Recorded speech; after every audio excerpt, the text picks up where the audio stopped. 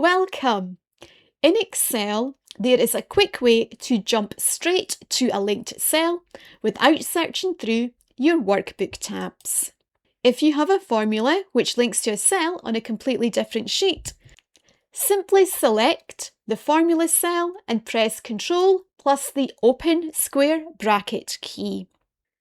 Excel immediately navigates to the correct worksheet and selects the exact cell used in that formula. This shortcut works if you are using the desktop or if the online Excel files are open via the Open in App facility.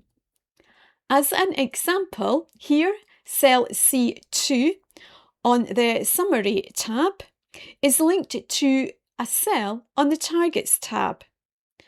I can simply press Ctrl plus the open square bracket and I jump directly to the source cell. If there is a formula in the cell, such as here in cell B2 of the Summary tab, I'm adding together figures which are on the sales sheet. When I click Ctrl plus the open square bracket, it jumps to the linked tab and the cells within the formula, being cells B2 to D2, are highlighted. This shortcut for locating cells becomes even more useful when you are dealing with Excel tables. Table formulas only show a table name and a column name. They do not tell us which sheet the table is on. But if I click Ctrl plus the open square bracket, then I can jump to the relevant table, which in this case is on the Targets Table tab. This method also works to find data linked to a completely separate file. For example, here I have two spreadsheets, one called Finances, which has a link in cell B2 to the spreadsheet Find Linked Cells.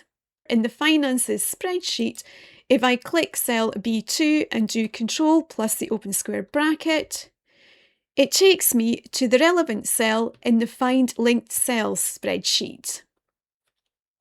If you have navigated to a cell using the Ctrl plus the square bracket key and then want to go back to the original cell, then simply press F5, then press Enter, and you'll go back to where you started from.